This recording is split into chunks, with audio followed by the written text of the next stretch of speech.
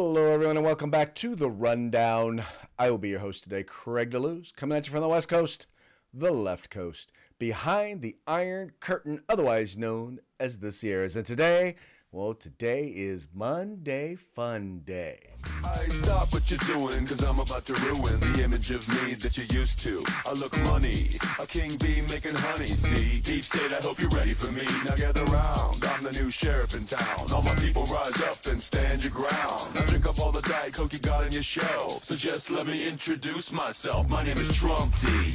I like my mashed potatoes lumpy. Fake news, oh how I like to punk thee. That little sniper on the slope 10. He took a shot but he missed me. I don't fall, y'all, I'm like the ever-ready bunny. Still going strong and spunky. So put on your big boy pants. Come on, let's do the dance. The Trumpy dance is your chance to do the Trump. Come on, do the Trumpy Trump. Come on and do the Trumpy Trump.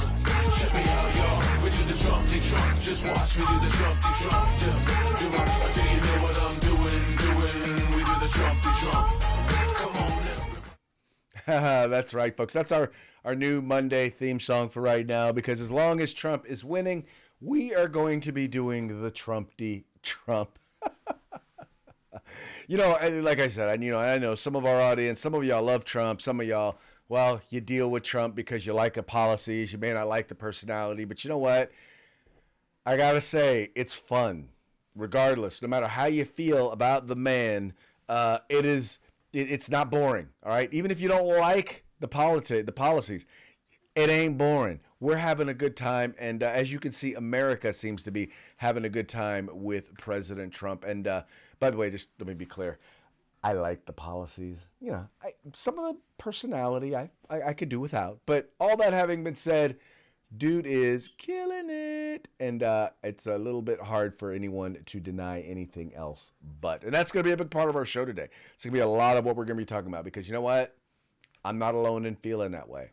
Mike and I are not alone in feeling that way. In fact, a huge number of Americans, in fact, feel that way. And that's what we're going to be talking about on today's show. But before we get into it, we're going to start off with what we do, which is start off with a quick shout out to our sponsors. You've got Hitman Industries. They sell rifle and pistol caliber barrels available for you at any length. So if you're looking to do a rebuild, maybe you're looking to rebarrel your current rifle, you've got to check them out today. Just go to hitmanindustries.net. That's hitmanindustries.net. Now, let me just tell you, if you've purchased an AR in the last few years, there's a good chance you already have one of their barrels, and I know you love it. So why not get another one? Once again, hitmanindustries.net. Then we've got the California Republican Assembly, working to help elect conservatives at all levels of government, from school board all the way up to President of the United States. Ronald Reagan once referred to CRA as the conscience of the Republican Party. All you got to do, go to their website, cragop.org. That's cragop.org. Check them out today. If you want to be a part of California's future today, you got to join CRA. And then we've got the best in concealed carry tactical holsters available on the market. That's right, I'm talking about hogholsters.com. That's HAWG holsters.com, helping Americans wear guns. All you got to do, if you go there, check it out. They will have the setup, whatever firearm you have, whatever accessories you have. Trust me, they have a holster that's going to work for you. Just go to hogholsters.com and make sure you use the discount code The Rundown. All caps, no spaces, one word. Get your hog holster on discount today. And then finally, if you are a purchaser for your club, for your organization, for a group of folks who are interested in purchasing, check it out today. We would love to hear what you have to say. Let us know. Give us a shout out as to where you are, where you're watching the show from. Anyway, let's go ahead and get into today's news. And we're going to start by talking a little bit about Donald Trump and his approval ratings. That's right. Donald Trump's approval ratings have hit an all-time high. And, well, let's just say the media, well, they just can't stop talking about it. 7 weeks into office, President Donald Trump sports his highest approval rating ever, driven by strong, almost unanimous Republican support, modest support from independents, and little from Democrats. But the president's economic approval has taken a hit here. The latest NBC poll showing President Trump's approval rating at 47%. That is a personal best for the president, up 4 points from when he left office in 2021. 51% disapproving of the job he's doing, down 4 points. Democrats should not take any heart from this poll. Their positive image rating dropped to an all-time low of just 27%. Only Russia and Vladimir Putin had lower ratings than the Democratic Party among those asked about in this poll. Yeah, that latter part of the story we're going to talk a little bit about. But once again, as the New York Post is also reporting, Trump ties his highest approval rating he has ever had, as more Americans say U.S. is on the right track than any time in 20 years. And we'll talk a little bit about that as well. It says here, 3 months into his second term, President Trump hit the highest approval rating he's ever had as commander in chief, while more Americans say the country is on the right track than any time since 2004. That's 2004. Let me say that again. 2004. That's since that's the beginning, and that would be the end of George Bush Jr.'s presidency. No, that would be the end of his first term. I stand corrected. I stand corrected because I corrected myself. There you go. All right, it says here, the good news, according to NBC News poll released Sunday, the bad news is that Trump has not won over a majority of Americans, and 54% say they disapprove of his handling of the economy, the first time he's lost a majority on that issue in the NBC poll. And that's an interesting thing because that's exactly what they seem to be stuck on, is the idea that supposedly the idea that Donald Trump is not doing well when it comes to the economy. Trump himself, that 47% job approval rating. Two ways of looking at this. First of all, if you compare Trump to every recent president, this point after coming into office, Trump's number here is the lowest, significantly the lowest of any of his modern predecessors, except Donald Trump in his first term. He was at 40% at this point in 2017. So this for Trump is actually better at 47% than he's done. And what that reflects is it's not that he's built a lot of new popularity since the election, but that coalition that elected him, you're not seeing that disappear from him, at least yet. And there's some things driving that. First, so I wanted to show you this because the media, even though Trump's poll numbers, once again, he's hit an all-time high for Donald Trump, 47%. But keep in mind that this is with him having all of academia, all of the news media, with the exception of, with the exception of maybe Fox News, but all of the mainstream media out there basically still campaigning against him. This is with all of academia against him. This is with all of entertainment against him, and everyone pretty much lying about what he's doing. His numbers are still the highest that they've ever been, and they're higher than they were in his first term, largely because he's getting a lot of things done. Now, one of the things that was pointed out was his poll numbers when it comes to right direction, wrong direction, and that's something that's very big. 70% of, or was it 70%? Overwhelming number. Oh, no, I'm sorry. The number of Americans who believe that America is heading in the right direction is at an all-time high. It hasn't been as high as it is right now since 2004. I'm sorry, the right direction, wrong direction. It currently sits at 44%, right? 44% of Americans believe that we are headed in the right direction. In fact, I believe that's what this next video here shows. first of all, the mood of the country, this really jumped out. We asked folks, is it on the right direction or the wrong direction? That 44% you say right direction, that's up since November. And if that doesn't seem like a lot, the last time it cracked 40%, you got to go back to 2012. The last time it actually hit 44 or higher, January of 2004. So a lot of this is Republicans, but independents, that number is also up since the election on the direction of the country. So keep in mind, the wrong direction number back in November was huge. I mean, when I say huge, it was huge, right? The wrong direction number was beyond, I think it was like 70% of Americans believe that we were headed in the wrong direction back in November. And that's quite frankly the reason why he wound up losing, or not even November, October, November, going into the election. The overwhelming majority of people, over 2/3 of Americans believe that America was heading in the wrong direction. And it was the reason why I was so confident that the president was going to win, because no one had ever won an election when the wrong direction number was over 60%. It just did not happen. And in this particular case, what he's pointing to is I think there's somewhat a bit of a pessimism in the American people when it comes to right direction, wrong direction, because I think you have people on whoever is in charge, you have the people in the other party, almost all of them believe it's heading in the wrong direction. And then there's usually a split amongst the person who's in the party that's in power, because you have some people who believe that it's headed in the wrong direction or the right direction because they support the direction that the party in power is going. But then you have those who believe it's going the wrong direction because you believe that it's not going far enough. Well, that's exactly what you have going on here. You have people now who are the larger group of people. There are those who support the president, but there's also those people who don't really know, aren't really on one side, but they support the direction that the country is going.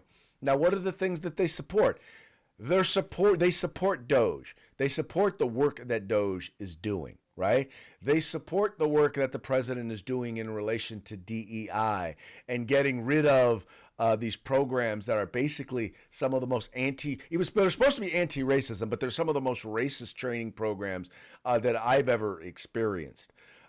They support the work that he's doing on the border, right? That he's securing the border. And if there's any place where you can look and say he's had an immediate success, I believe it would be the border. When you see a 90% reduction in the number of individuals who are illegally crossing our southern border, that's huge, right? Now, one area where he is having an issue is in the economy, right? They're having not so much he's having a hard time. Historically, it was the one area where he had a majority of Americans. A majority of Americans thought that he was good on the economy. Now his numbers have dropped. They're still not horrible. I mean, they're still up right around his approval ratings, but it's lower than it was, right? So you've got a majority of Americans who believe that he's not doing good on the economy. Now, why do they believe that? Once again, the media is feeding this narrative that, oh, he's doing this and he's doing that, and it's terrible, and it's terrible, and it's terrible. Because, there are people who are against the idea of tariffs. I'm not a fan of tariffs. But as I've noted before on this program, the president so far has done a good job of utilizing the threat of tariffs to actually get us some good trade deals, whether getting good trade deals or reducing tariffs, whether it's reducing tariffs with other countries, whether it's getting a fairer trade with other countries, or even utilizing it as a tool to get manufacturers or companies to base themselves in the United States as opposed to in other countries. He's had success with that. Now, the challenge, I think, for many when it comes to the tariffs is they don't know, okay, are the tariffs on or are the tariffs off? Because as I make plans,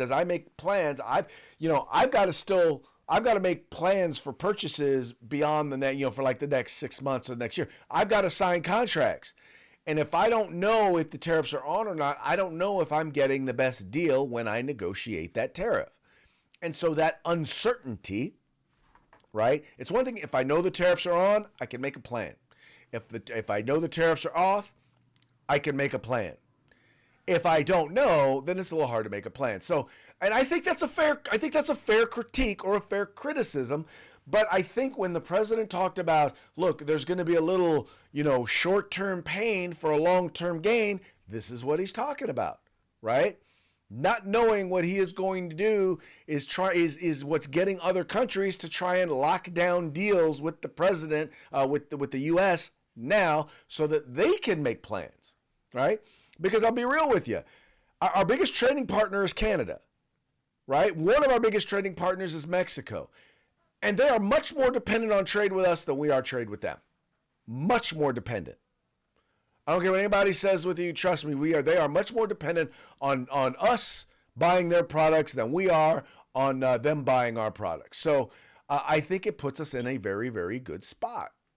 Now, do I want to see this be a direction that we're going long term? No, and I don't think anybody does with tariffs.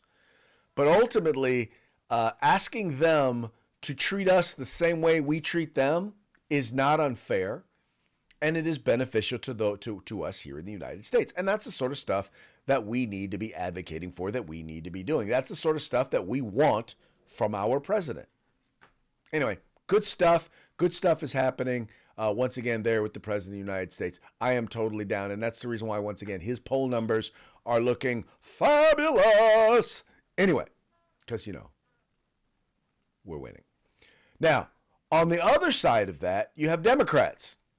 Let's just say Democrats are not winning. In fact, even according to CNN had to admit this, Democrats' numbers are at an all-time low. First up this morning, a brand new exclusive CNN poll that paints a brutal reality for Democrats as they struggle to mount a unified opposition to President Trump.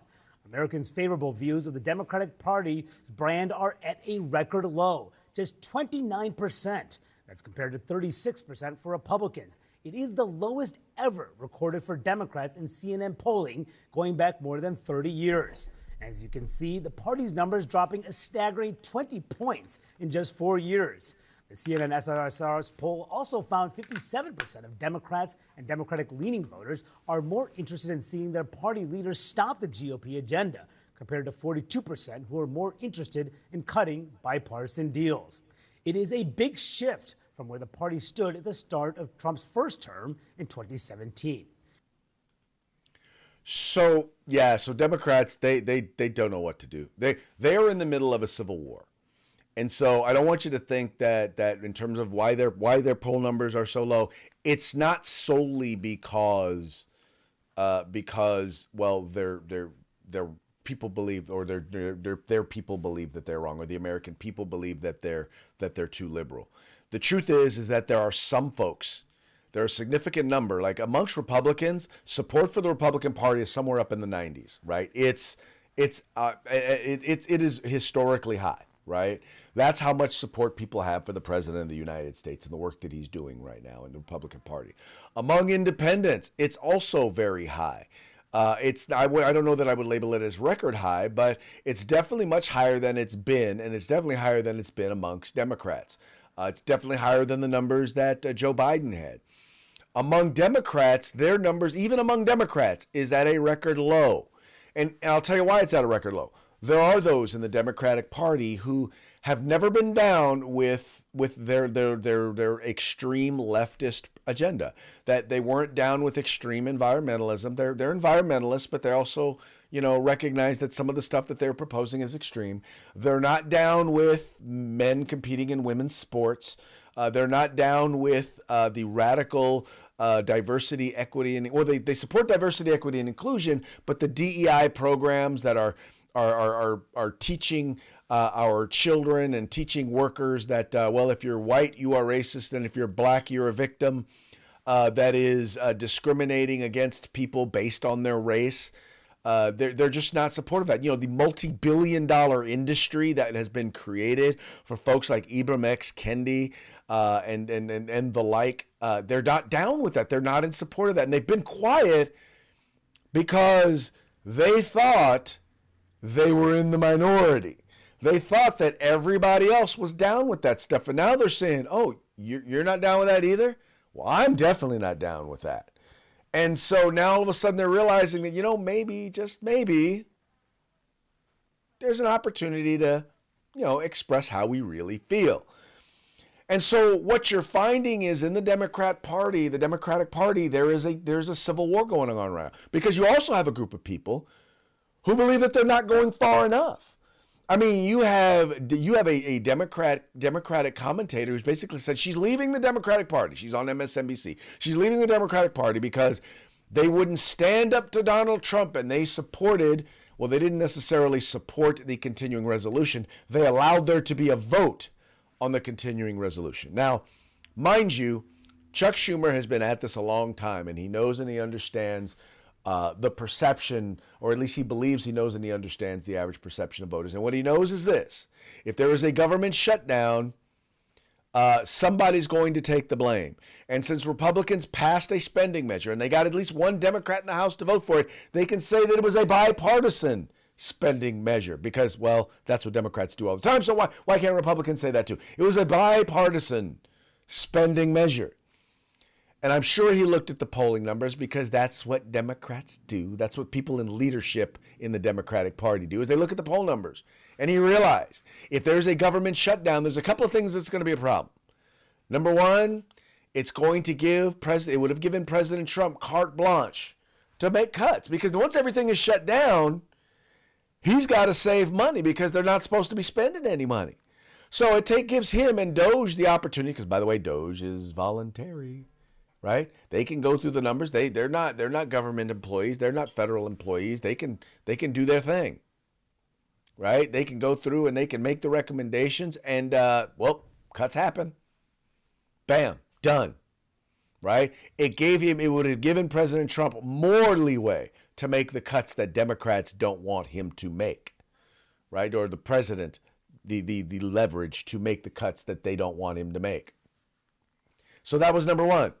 And you know who would have been blamed for it? For all of it? For the government shutdown, for any inconveniences that occur as a result of the government shutdown, and any of the jobs lost or any of that. You know who it would have fallen on? Democrats. That's right. It would have fallen on Senate Democrats. And they already are in a position where they are likely right now to lose seats in the Senate. Right? They're likely to lose seats in the midterm elections in the Senate. So he decided, you know what? We're not going to be at fault. And there are people who literally think that the Democratic Party is not left-wing enough. They're not radical enough. That's what they believe. And so as a result, they are mad because, well, they're not a part of this result. They're not Marxist enough. They're not, because you don't have enough people in the Democratic leadership calling Republicans Nazis and accusing them of being fascists and standing up and shouting them down in the middle of proceedings. Because you don't have enough of that, they believe that the Democratic Party they haven't gone far enough, so that therefore they don't like them. Yeah. That's a problem. That is definitely a problem. Anyway, the Democratic Party is in the middle of a major upheaval, because the problem is no matter which way they go, they're going to lose folks. If they go further left, they're going to lose. They're going to lose their more reasonable base. If they don't go further left, they're going to lose their whacked out radicals. Right? They're going to lose They're going to lose the folks that that want to tear the system down, the people that they have been depending on, right? That's what's so funny about this, is that they've been depending on these folks, right? They are not, they are so, what's that word I'm looking for? They are so radical. They are so bent, and they've so bought into the lie. There you go. That's the phrase I'm looking for. They've so bought into the lie that, Republicans are Nazis, that Trump is Hitler, and anyone who votes for him are Nazis, that they cannot bring themselves to accept the fact that just maybe, the other guys were lying. That maybe what they were saying wasn't true. That maybe, just maybe, they disagreed with us on policy. But they believe that evil is now in the White House, and they want no part of it. They want them gone. Anyway, Democratic Party is imploding, and they've got about, I'll say, till the end of this year to figure it out. No, I'll take that back. I'll give them till, I believe that. By the beginning of next year, if they have not figured out, if they have not identified a message, if they have not found a way to be effective in communicating, they are going to continue. They're going to do, what is going to happen to them is what usually does not happen, and that is they are going to lose ground in the midterm elections to the party in power. And it's going to put Trump in a position to be able to do even more, and they're going to hate it. All right, folks, that now brings us to our next story. And this was one we talked about it several times. And this has to do with a bill in California that would have basically made self-defense illegal, right? It would have said that you have a duty to retreat in the state of California. Let's just say that particular piece of legislation, it died. That's right. Assembly Bill 1333 is dead. Assemblyman Zur withdraws bill limiting self-defense. And this is an important one, folks. And I'll talk to you on the back end about why it's important, but let's read a little bit about this story here. It says Assemblyman Rick Zur announced late on Wednesday that he would be withdrawing his new self-defense limitation bill following significant public backlash and confusing language in the bill. Assembly Bill 1333 1333, which was introduced last month, would have eliminated certain circumstances under which homicide is justifiable, including, among others, in self-defense of habitation or property. The bill would have also additionally clarified circumstances in which homicide is not justifiable, including, among others, when a person uses more force than necessary to defend against a danger. Zur said AB 1333 would simply close a legal loophole over public confrontations and then claiming self-defense. However, AB 1333 instead sparking public outrage. Many pointed out that the bill would severely limit self-defense against crime and leave open questions into when homicide was and wasn't legal. Quote, "This bill is a complete assault on self-defense," Assemblyman Tim Lackey last month. Imagine this. A violent criminal breaks into your home and you have a second to guess whether defending your family is justifiable. The misguided energy behind this proposal is beyond comprehension. Flooded with criticism from both Republicans and some Democrats, Zur swiftly responded on X, saying that he wanted to target vigilantes and that AB 1333 would be amended soon to clarify the language. Quote, AB 1333 was never intended to limit a crime victim's right to defend yourself, your family, or your home, Zur posted on X. The goal was to prevent wannabe vigilantes like Kyle Rittenhouse from provoking violence and claiming self-defense after the fact. We will amend the bill to make this crystal clear. Now, what's funny about this, and I've already mentioned this, so for those of you who already saw it, well, this is going to be a repeat message for you. The funny part is that he brought up Kyle Rittenhouse, someone who quote unquote provoked violence. Now, mind you, this was the guy who, while once again, I will not say that I believe him being there was wise, right? He was 17 years old. For those of you who don't know, this happened in Minnesota. I think was it Kenosha? Anyway, it was in Minnesota. He was a young man who who was at a car dealership. He was on private property, right? He was helping to defend that private property because other lots, other businesses had been burned, had been looted, had been destroyed in previous nights by looters. So he volunteered to go and help defend this property. He was armed. He was legally armed. He was in legal possession of his firearm. Individuals attacked him. He didn't go after anybody. He didn't spark. His mere presence and being armed, according to Mr. Zur, by the way, Assemblyman Zur, is him provoking somebody and seeking to be a vigilante. He was attacked by grown-ass men. By grown men. I did not say a man. I didn't say a fellow teenager. I said men, grown-ass men, several of which, well, let's just say already had a criminal record. Were already on record for being involved in, I believe at least one or two of them was involved in violence. Anyway, all that having been said, he was attacked. And he defended himself. By the way, multiple of the attackers had weapons. One had a firearm, one was attacking with a skateboard.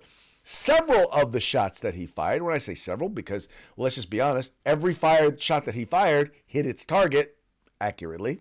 Anyway, but several of them were while he was running away. So he was fleeing. So the very situation that this assemblyman was talking about, the one instance that he wanted to bring up, was clearly and obviously self-defense. Even under the definition of this bill.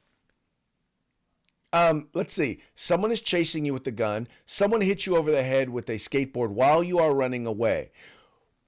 What level of force do you expect them to use? At what point, what level of force do you expect them to use in order to protect themselves? I mean, this is just clearly and plainly and utterly an asinine perspective by the assemblyman.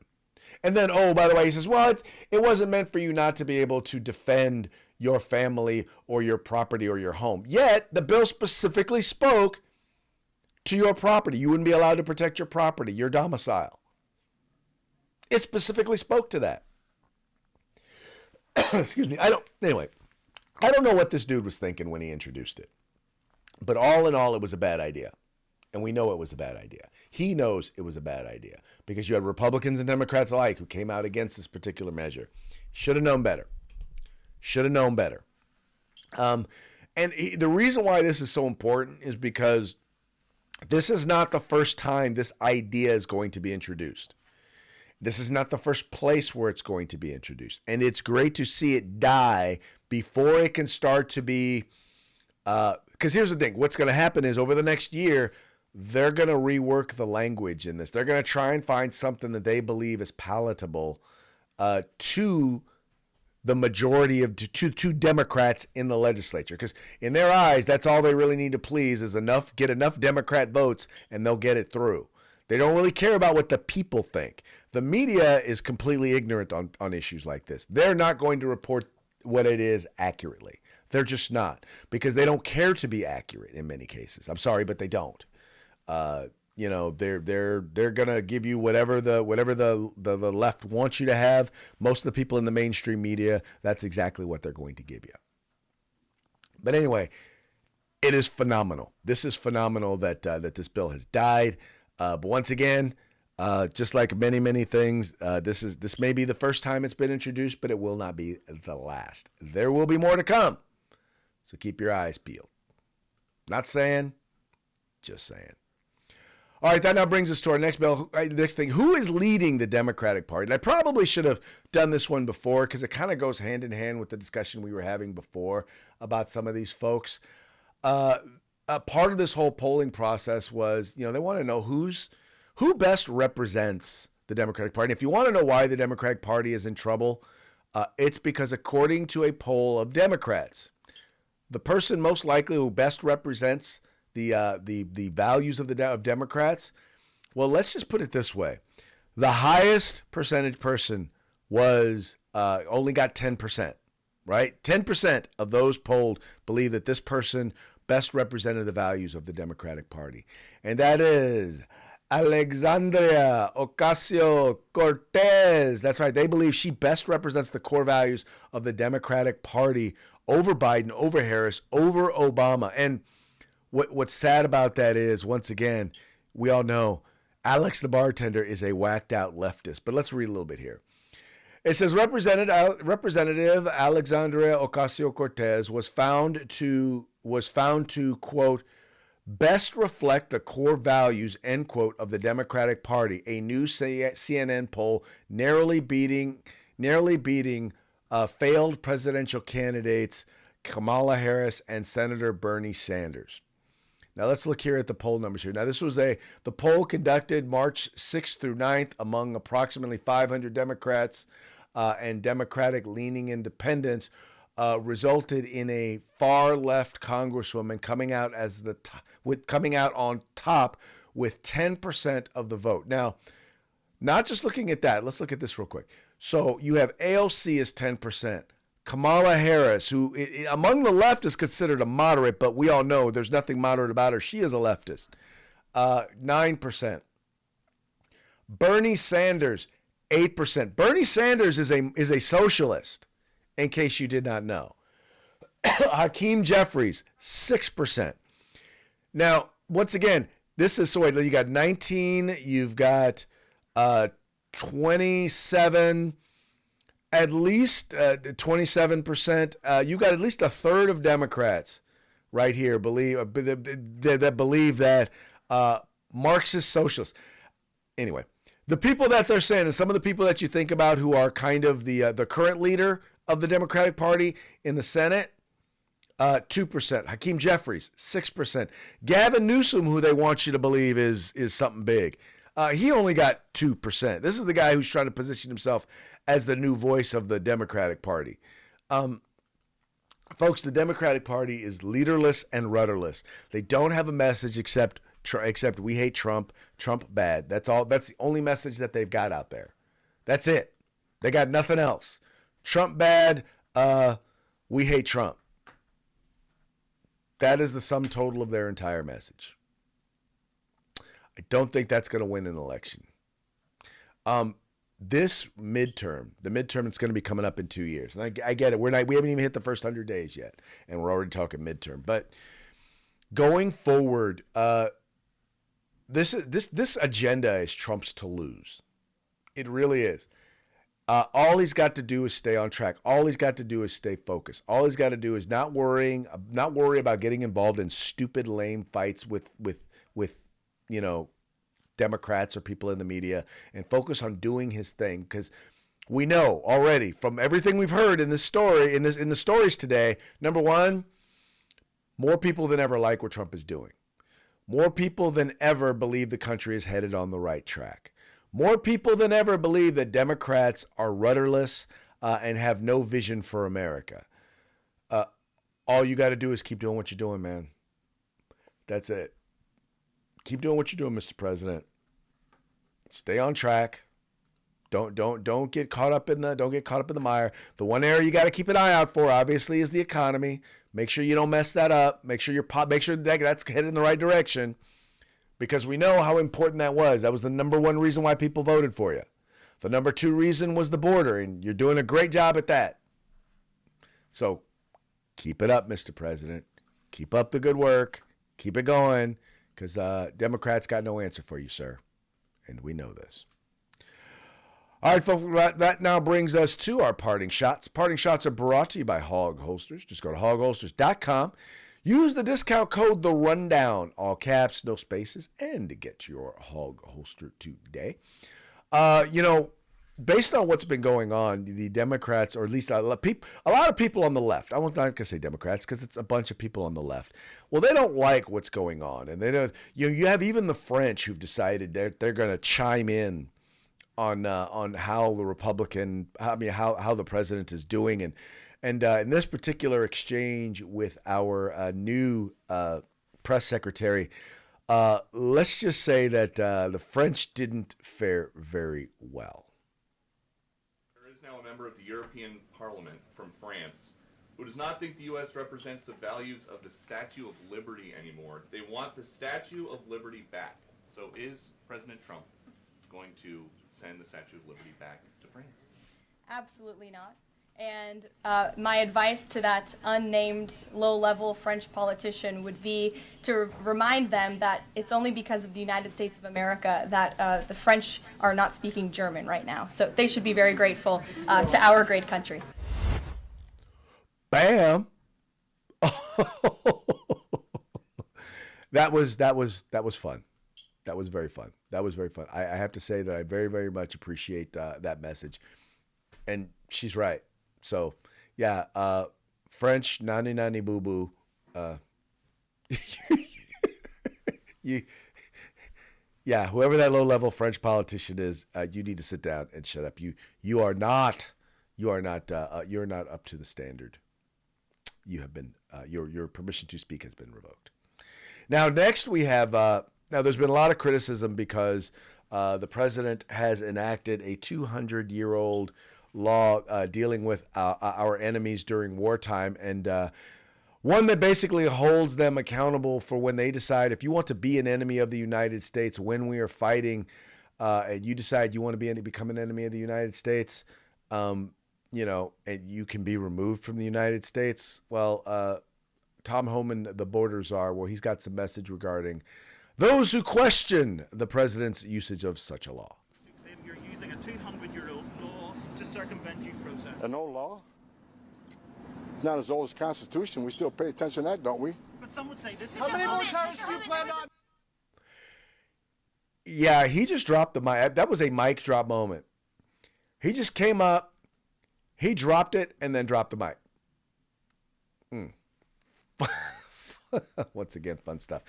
And then finally, today is St. Patrick's Day. As you see, I got a little bit of slight green.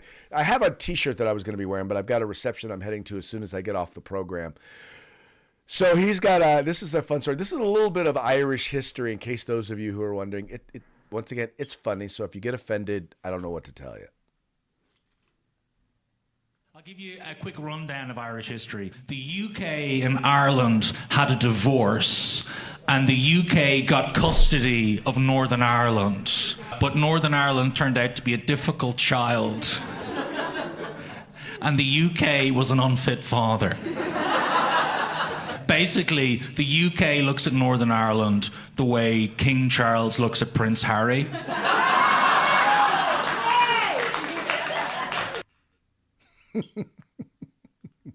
Fun stuff. Well, folks, hey, that's about it for the program today. But before we go, I want to give one more quick shout out to our sponsors. We're going to start with Hitman Industries, rifle and pistol caliber barrels available for you to purchase today at hitmanindustries.net. We've got the California Republican Assembly, the conscience of the Republican Party. Check them out at cragop.org. That's cragop.org.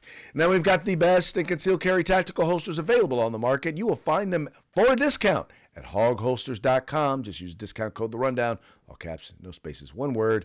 That's hogholsters.com. And then finally, if you are looking for field gear, tactical gear, all things tactical, you will find at uscombatgear.com. And that's going to be it for today's program. We will be back tomorrow on Taco Tuesday. Till then, y'all have fun, stay safe. And if you get a chance, remember to send a few downrange. Just remember, send them down there for us, not at us. We'll holla at you later.